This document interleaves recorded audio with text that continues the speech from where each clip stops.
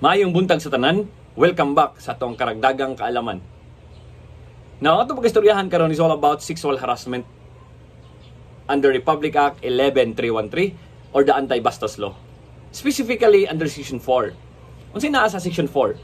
Section 4 provides the gender-based streets and public places sexual harassment. Now, mga pangutana nga ato ang tubagon base aning section are the following.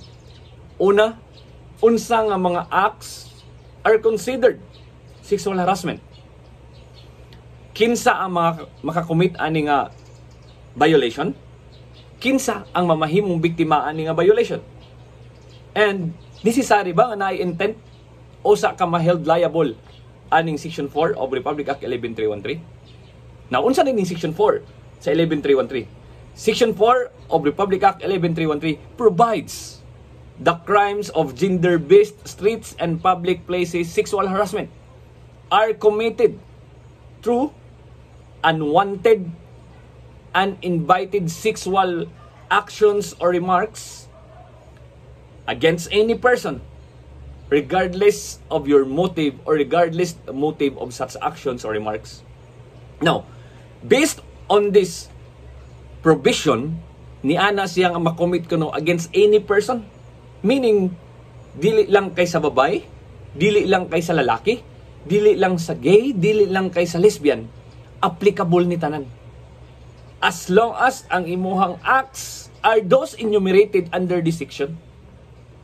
Naunsa day ang mga considered nato nga sexual harassment under this section? Natay gitawag nga catcalling. Imuhang tawgon, imuhang ingnon nga gupahan mo hi, puti kayo ka, nindot kay kagbuhok. But in a manner nga dili ganahan ang baji. Dili ganahan ang kanang tawhan nga imuhang gitawag. Wolf whistling. Imuhang gitaguyan. Pinana ka, that is already sexual harassment. Unwanted invitations. Dili siya ganahan, imo siyang gisigi og tabi di agisigi sukit-sukit. Transphobic, homophobic, misogynistic, goping, hikap-hikap ka diya sa imuhang kinatao in public places, or public masturbation. These are considered as sexual harassment under Section 4 of Republic Act 11313. Now, take note of the word regardless of the motive. Nga naman, bisan pag ang imuhang intention kay i-appreciate ang iyahang beauty, but ang imuhang giistoryahan is wala giganahan.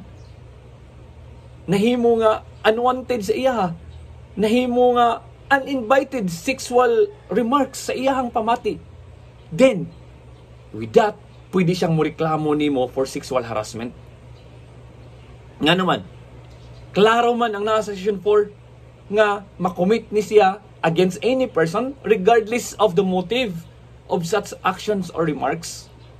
So mas maayo nga dili na lang ka mag-yagi-aga, dili na lang ka maghatag og mga comments, dili na lang ka magpapansin in order to avoid nga ma-held liable or shall we say ma-filean kag kaso against this Section 4 of Republic Act 11313.